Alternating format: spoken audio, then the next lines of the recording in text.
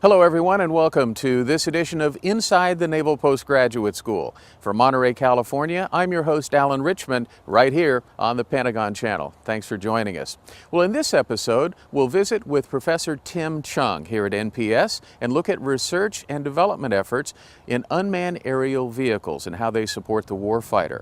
We'll also take a look at first responders and how NPS collaborates with Monterey County officials in the event of a disaster. We'll also take a look at our oceanography and meteorology department, and that's where we head first on this edition of Inside NPS. I do research in oceanography, primarily in the Arctic oceanography. I'm part of a group where we are focusing on numerical modeling of the oceans and sea ice. And we've expanded our program to now work with other groups such as the atmospheric modeling community, the land surface community, and the glacial modelers as well. So our hope is to be able to provide a coupled framework, a coupled model system that can realistically represent all of the processes that are going on in the high north. We're finding out that, of course, the sea ice decrease in the Arctic has been extensive, especially over the last 10 years or so. And it's not only the aerial extent of sea ice, which we can see that our model results actually match up quite well with satellite predictions of the sea ice extent.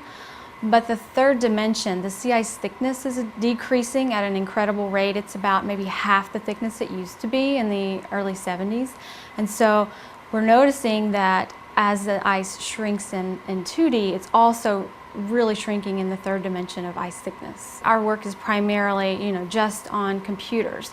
But it's necessary from a computing standpoint to ground truth our modeling work with observations.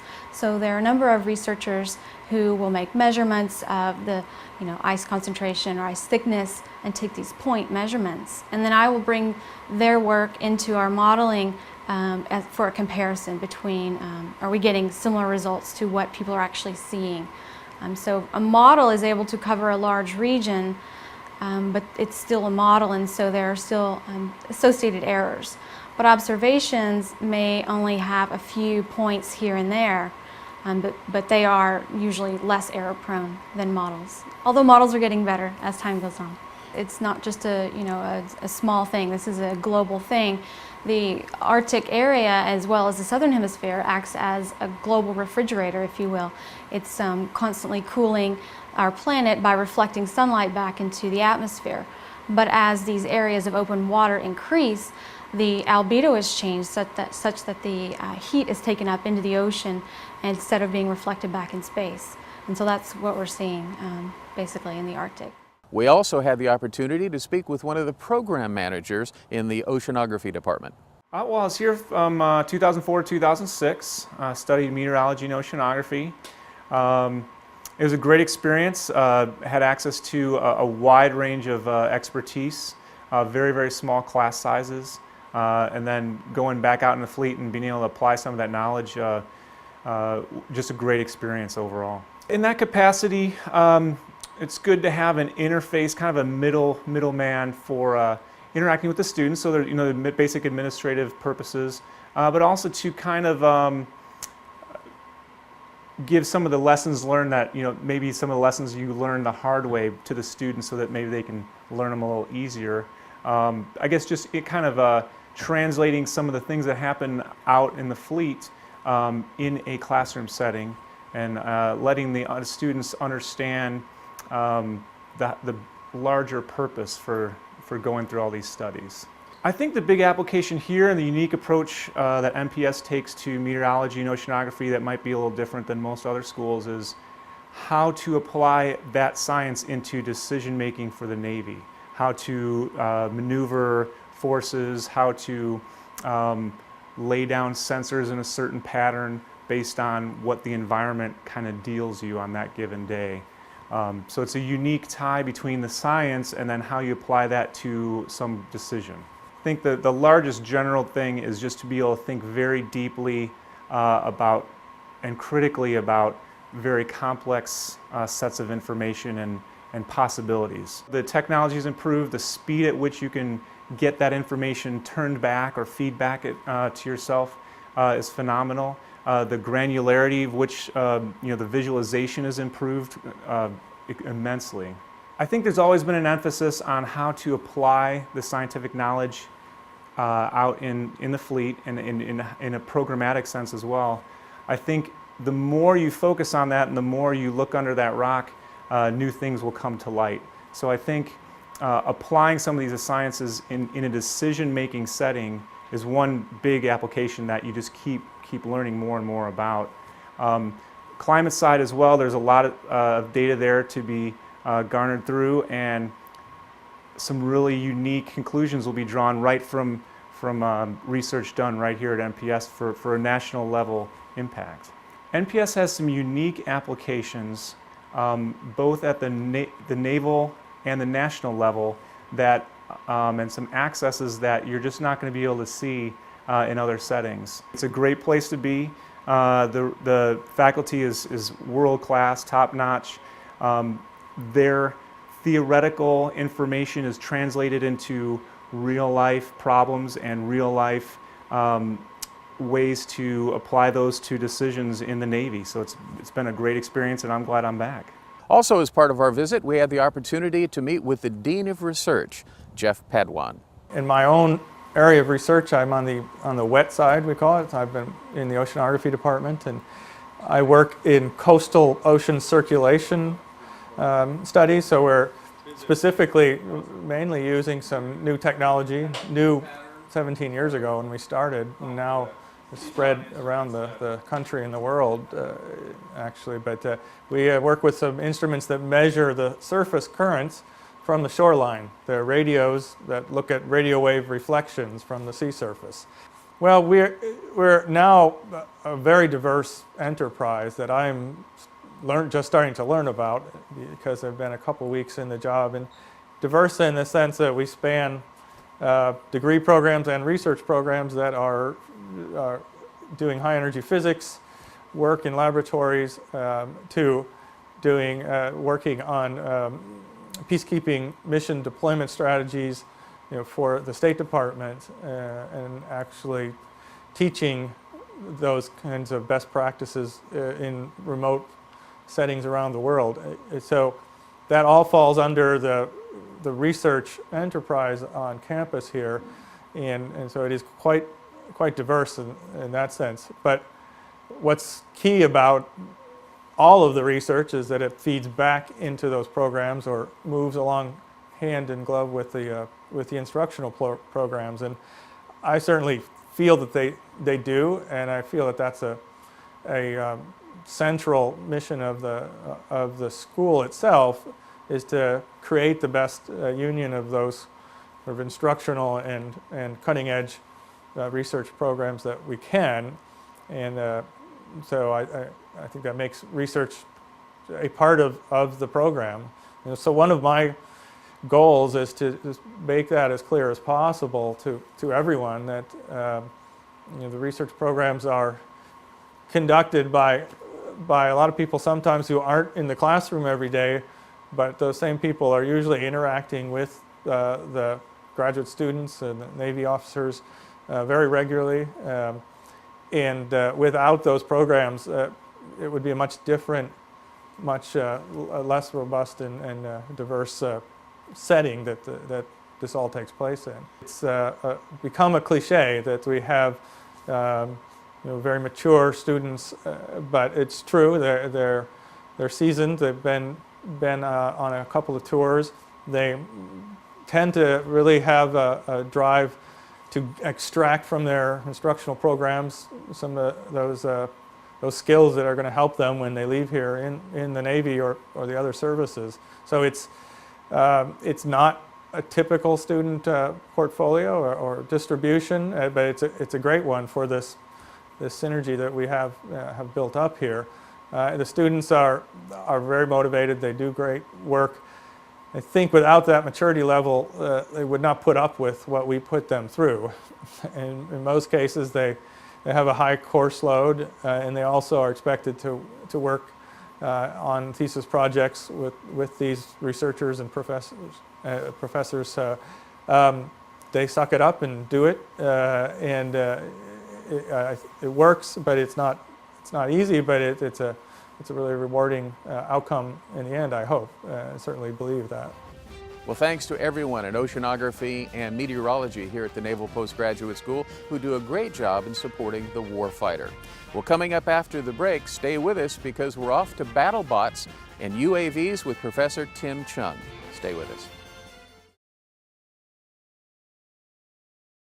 Well, the Naval Postgraduate School, of course, is known for its outstanding research efforts. And when it comes to UAVs, Professor Tim Chung is at the top of the list in looking at BattleBots. This project is called the Aerial BattleBots Project, and it's part of a larger program, research program, which is the Advanced Robotic Systems Engineering Laboratory, which is my research group here at NPS. Aerial BattleBots is really looking at pushing the frontiers of what we can do with autonomous systems. The concept is to be able to have large teams of unmanned aerial vehicles do battle with other large teams, and so the broad scope of the program is to have 50 versus 50 UAVs by 2015 in a grand challenge type competition where our school and maybe other schools can compete and see what technologies are necessary to be able to do swarm versus swarm unmanned systems.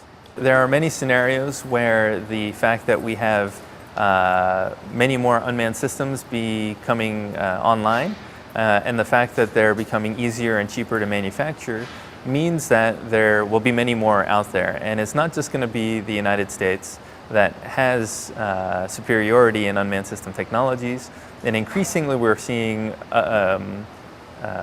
other places develop these capabilities and potentially use them to not to our liking. And so hopefully the idea here is to develop capabilities to counter unmanned systems of the adversaries, and that's just one thrust. Another thrust would be the notion where the adversary starts to employ large numbers of these cheaper weapons against our surface combatants, for example. We would want to have the capability of defeating those swarm attacks, whether they be from air, surface, or subsurface. And so some of the algorithms and the autonomy and the research that's conducted through aerial BattleBots could hopefully feed into studying the defeat and the defense against swarm attacks.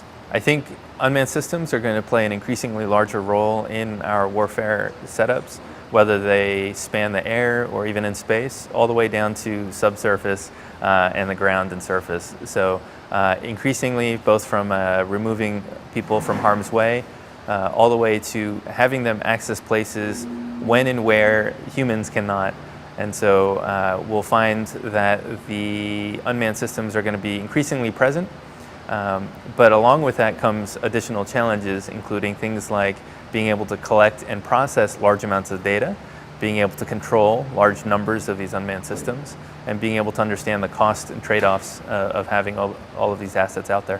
One of the key features of my group, which is the Advanced Robotic Systems Engineering Lab, is we are very interested in not only educating the students that are here at NPS, but also fostering and educating the future engineers and scientists and roboticists. And so we have in our group this summer a group of 11 interns spanning from all the way from high school into high school and college graduates that are working side by side to work on various unmanned system projects.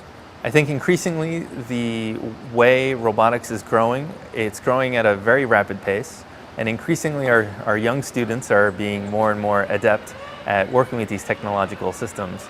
I think the way to get them fired up has been continually to work in robotics projects, and we have a number of high schools and middle schools in the neighborhood that already have robotics teams and robotics competition programs, and I think getting them interested and eager and working in these technology areas that are going to certainly be play a large role in the future is a great thing. Their first objective is to learn something new every day. And one of the ways in which we've facilitated that has been to have them work on somewhat challenging projects, including, for example, the construction and design, the fabrication of unmanned vehicle systems themselves. We are building up our fleet of UAVs, and my team of interns have been active in constructing those UAVs pretty much from hobby kits all the way to autonomous capabilities. It could be also in the context of looking at ground robots and finding ways to make them use hobby parts and off-the-shelf components and open source capabilities to be able to demonstrate a robotic technology. So whether it's computer programming, whether it's machining and designing, whether it's electronics and circuitry, or it could even be wireless communications that they're all starting to work with, to the point where they can drive a robot around with their iPhone. And I think this opportunity for them to learn how to do all of that really in a team environment where you have to work with other people and benefit from their strengths and learn from them is a rewarding environment. The nice thing about my student group has been, my intern group has been that they span everything from mechanical engineering to electrical engineering to high school students that don't quite know yet what they want to do, but have expressed interest in things like biomedical engineering and computer engineering. We also have an economics major in the group as well, so it really spans a nice diversity, and I think that's a symbol of what we're interested in the robotics world, of being able to have multidisciplinary student interactions. I think one of the things that I'm eager about is this type of a program, such as aerial BattleBots, is extending the frontiers of what our research is at right now, and highlighting the benefit of having systems thinking in these large projects. And one of the things that I think we benefit from is something like having the Consortium for Robotics, Unmanned Systems, Education and Research, or CRUISER, here at the Naval Postgraduate School, that's able to bring together many different faculty and student researchers together to work on projects that are both impactful and future thinking. Thanks to the interns and everyone who works in Professor Tim Chung's department on the UAVs and BattleBots. We look forward to more. Well, coming up next, we'll talk to first responders and how NPS collaborates with Monterey County officials when a disaster hits. Stay with us. Well, hastily formed communication networks are very big business here at the Naval Postgraduate School, and also collaborating with first responders, as you'll see in this piece with Brian Steckler. The DHS Office of Science and Technology provided about $1.4 million of R&D funds to several projects at NPS. About $400,000 of that is going to our project with these California early responders to get them better able to communicate in a disaster zone. So it's the DHS Office of Science and Technology that's the financial sponsor for the work. We have created with DHS funding a consortium of early responders in the Monterey-San Benito County area, and they're made up of all of the traditional uniformed early responders: fire, police, Red Cross, the local FEMA folks, the city of Salinas, the city of Monterey, the administrators for the cities, the mayors for the cities, and the fire departments. So Salinas Fire Department, for example. All of the traditional early responders that are going to respond to a disaster in our area. We brought out every one of the devices that we're going to use to communicate in a disaster. All these devices are what we're going to hand over sets of to the early responders for Monterey County. Meshed Wi-Fi, WiMAX, VSAT, and BGAN are the acronyms for them. Meshed Wi-Fi is a wireless access point, several of them set around an area that connect together, like several Starbucks connected together, sort of like the campus of a school. WiMAX is a point-to-point long-haul wireless connection. VSAT and BGAN are satellite connections out to the internet, and then an alternate power system. So we were demonstrating all those systems all at once, the basics of each of those systems out at the airport fire station. NPS has been learning more and more about how these agencies operate out in the field and applying that to our showing them how they can use these new technologies. So they weren't aware of meshed Wi-Fi and BGANs and WiMAX point-to-point long-haul broadband connections. Now that we see how they operate and they see how these technologies work, we're working together to discover new ways that we can enable each other. We had the opportunity to speak with one of the first responders who happens to be a fireman at the Airport Fire Department. Today we're testing some new technologies for internet services and different kind of scope of where the fire service is going in the future. We're here today with NPS students and staff members, Monterey Airport Fire Department. We have a member from Salinas Fire Department and members from CAL FIRE. What we're doing is we're trying to utilize a trailer that is a county asset and adapt it to our vehicle for more broadband internet, be able to stream more video, be able to do a lot more, have more capabilities ultimately, and using WiMAX radios to be able to send that signal and data to whatever it be a fire division that's on the top of a ridge top or something like that.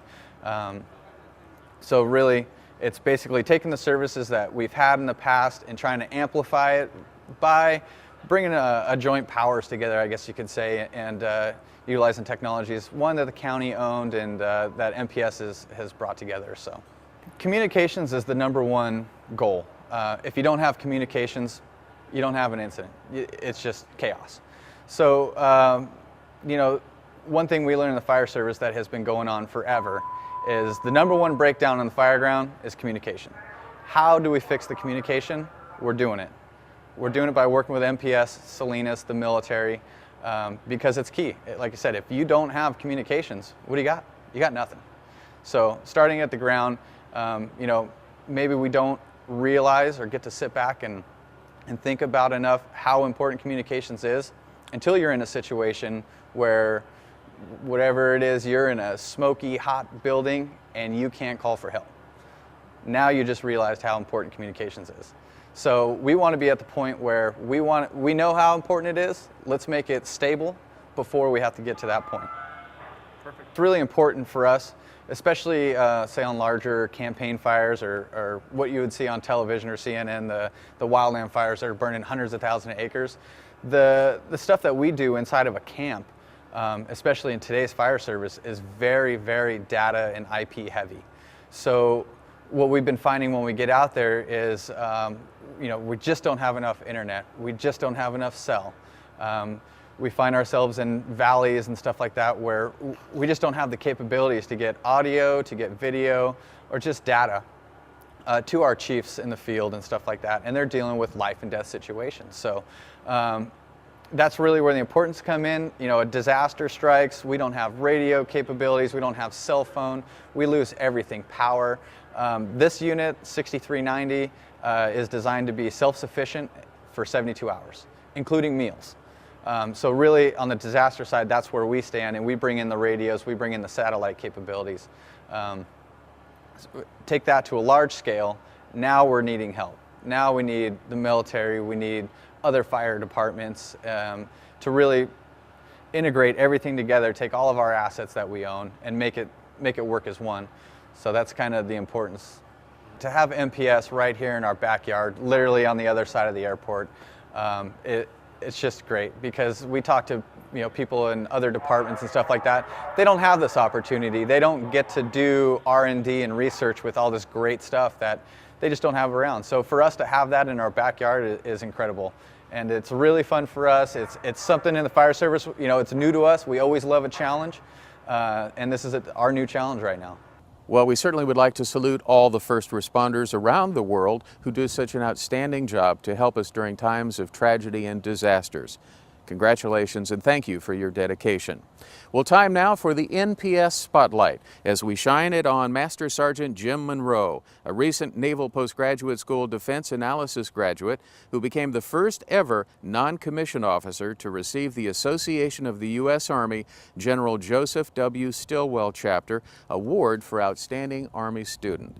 Congratulations. Well, that's it for this edition of Inside the Naval Postgraduate School. From Monterey, California, I'm your host, Alan Richmond, here on the Pentagon Channel. Thanks for joining us. As we close the show today, we'd like to honor the memory of our Dean of Students who recently was killed in a tragic accident, Captain Alan Dex Poindexter. On Sunday, July 1st, 2012, a tragic accident off the coast of Pensacola, Florida, claimed the life of Naval Postgraduate School Dean of Students and Executive Director of Programs, Captain Alan Dex Poindexter. A 1995 aeronautical engineering graduate from NPS, he came to the university following a long, distinguished career with the Navy and NASA as a pilot, shuttle astronaut, and executive. Poindexter was a participant in 2 shuttle missions and, in fact, commanded one of the final flights of the Space Shuttle Discovery in April 2010, prior to the program's official retirement just a year later. Dex was not just a senior naval officer here at NPS. He was an accomplished man of extraordinary character, a devoted husband and father, and a true professional, precisely the kind of man that could serve as a true mentor for all of our students, said NPS President Dan Oliver. Our student body consists of countless men and women who all have one thing in common, the responsibility to lead in their respective service and communities, Oliver continued. It takes a special kind of individual to command the respect of these students. Dex was that kind of man. Our deepest sympathies are extended to his wife Lisa and their 2 sons. While the campus mourns the tragic loss of one of its most senior leaders, Oliver offered one additional note, perhaps a summation of the collective hope of the entire Naval Postgraduate School community as students, faculty, and staff attempt to move forward with their studies and responsibilities. As one of only a few select men and women to journey into the vastness of space, to look down upon the entirety of our Earth and to see it for the immense beauty it represents, I can only hope he's looking down upon us just one last time.